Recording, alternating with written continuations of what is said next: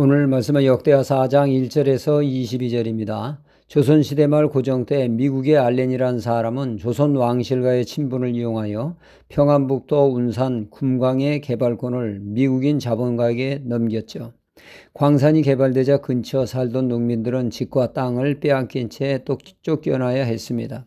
그리고 미국인 광산 관리인은 광산에 접근한다는 이유로 우리 농민을 두 차례나 살해를 하게 되죠.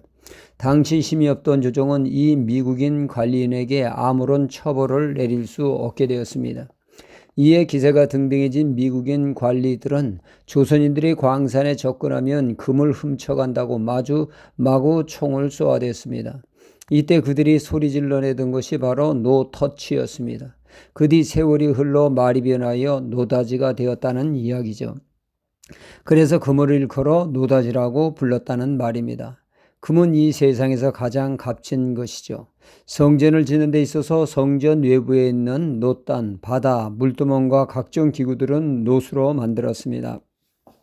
놋은 구리와 아연을 섞어 만든 것으로 세부치 중에서는 가장 견고한 세부치 중에 하나요. 견고하죠. 그런가 하면 성전 내부에 있는 것은 금을 사용하거나 금을 입힌 것으로 귀하게 만들었습니다. 금은 찬란하고 은은하며 변함이 없는 것으로 그 자체가 존귀하며 대단한 가치를 지니고 있죠.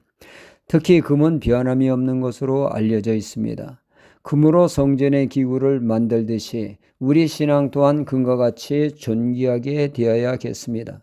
변함없는 신앙이 되어야 한다는 말이죠. 성경은 우리의 몸이 하나님의 거룩한 성전이라 하지 않습니까? 성령의 전이라고 말씀하고 있습니다.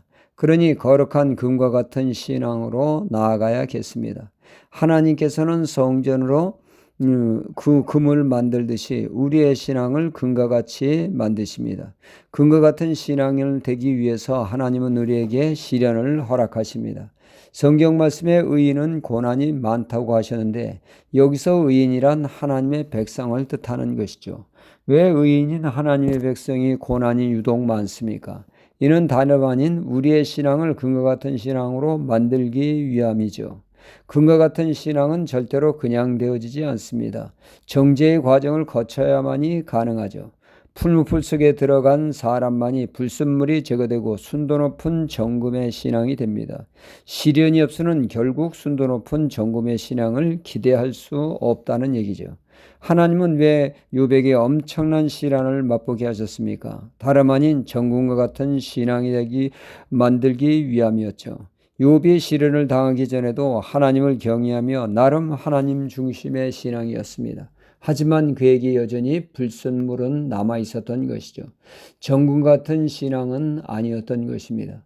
그의 진실된 신앙과 거룩함에 그는 스스로 대단하게 여겼습니다. 자칭 의인의 신앙이었죠. 하나님은 그의 신앙을 축복하기 원하셨는데 욥이 여전히 불순물이 있어 그를 부득불 정지하지 않으면 안 되게 된 것입니다. 그리하여 사단을 통하여 그를 시험하도록 허락하셨고 그 시련 속에서 그의 신앙은 불순물이 떨어져 나가고 더욱더 순도 높은 정금의 자리로 나아가게 된 것입니다. 욥은 말했죠. 자신의 시련은 하나님의 나를 정금같이 나오게 하시 위함이라고 그는 신앙 고백을 하고 있었습니다. 그 혹독한 불시험 속에서 그의 불순물은 떨어져 나가게 됐고 다시금 축복을 받는 존귀한 인생으로 하나님 앞에 우뚝 서게 됐습니다.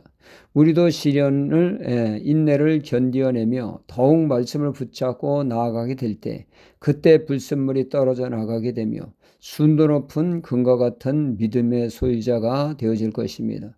그러므로 우리는 여러 가지 어려움을 당할 때 하나님께서 나를 정죄하며 또한 불순물을 제거하는 것이요 금과 같은 신앙의 자리로 나아가는 것으로 알고 우리가 시련을 오히려 기쁨으로 감사함으로 인내함으로 믿음으로 잘 견디어낼 때 온전하고 구비하는 조금도 부족함이 없는 정금의 신앙이 될 줄 믿습니다. 할렐루야.